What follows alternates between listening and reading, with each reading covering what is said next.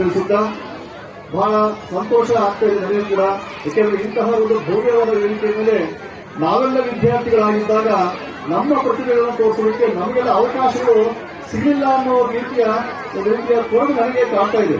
ಕಳೆದ 20 ವರ್ಷಗಳ ನನ್ನ ಸರ್ಕಾರಿ ಶಾಲಾ ಶಿಕ್ಷಕ ಜೀವನದಲ್ಲಿ ನೂರಾರು ವಿದ್ಯಾರ್ಥಿಗಳಿಗೆ ಅವರ ಪ್ರತಿಭೆಗಳನ್ನ, ಅವರ ಕೌಶಲ್ಯಗಳನ್ನ ಕಲಿಸುವಲ್ಲಿ ಮತ್ತು ಪ್ರದರ್ಶಿಸುವಲ್ಲಿ ಅವಕಾಶವನ್ನು ನೀಡುವಂತಹ ಶಿಕ್ಷಕನಾಗಿ ಕೂಡ ನಾನು ವಿದ್ಯಾರ್ಥಿಯಾಗಿದ್ದಾಗ ಪ್ರೈಮರಿಯಿಂದ ಕಾಲೇಜಿನಲ್ಲಿ ಕೂಡ ಇಂಥ ಅವಕಾಶಗಳನ್ನು ಒದಗಿದ್ರೆ ಬಹುಶಃ ನಾವು ಕೂಡ ಇನ್ನೂ ನಮ್ಮಲ್ಲಿರ್ತಕ್ಕಂಥ ಪ್ರತಿಭೆಗಳ ವಿಕಾಸಕ್ಕೆ ಇನ್ನೂ ಕೂಡ ಸಾಕಷ್ಟು ಅವಕಾಶ ಸಿಗುತ್ತಲ್ಲ ಅಂತ ಹೇಳ್ತೀವಿ. ಅದಕ್ಕೆ ಪೋಷಕರೇ, ಪ್ರತಿಭಾವಂತರಿಗೆ ನೂರಾರು ಅವಕಾಶಗಳಿವೆ.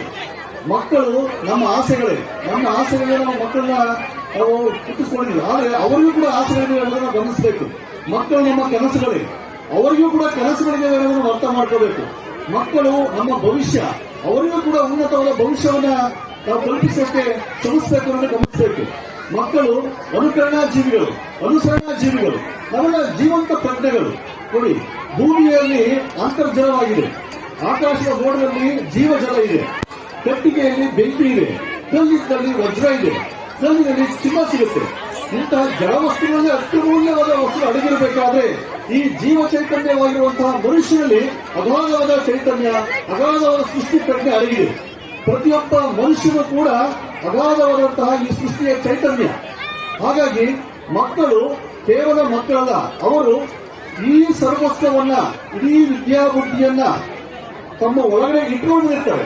ಅವರಲ್ಲಿ ಯಾವ ಕೌಶಲ್ಯಗಳಿವೆ, ಯಾವ ಪ್ರತಿಭೆಗಳನ್ನ ಗುರುತಿಸುವ ಕಾರ್ಯವನ್ನ ಪೋಷಕರು ಮತ್ತು ಶಿಕ್ಷಣ ಸಂಸ್ಥೆಯ ಶಿಕ್ಷಕರು ಮಾಡಬೇಕಾಗುತ್ತೆ. ಹಾಗಾಗಿ ಪೋಷಕರು ಕೂಡ ಇಂತಹ ಒಂದು ಸಂಸ್ಥೆಗಳನ್ನೇ, ಇಂತಹ ಒಂದು ಉನ್ನತವಾದ ಸಂಸ್ಥೆಯಲ್ಲಿ, CBSE ಶಾಲೆಯಲ್ಲಿ ಕಲಿಸುವಂತಹ ಕೈಂಕರ್ಯದಲ್ಲಿ ನೀವೆಲ್ಲ ಮಕ್ಕಳು ತೊಡಗಿಸಿಕೊಂಡಿದ್ದೀರಾ. ಅದು ಬಹಳ ಪುಣ್ಯದಾಯಕ ಕೆಲಸ. ಇವತ್ತು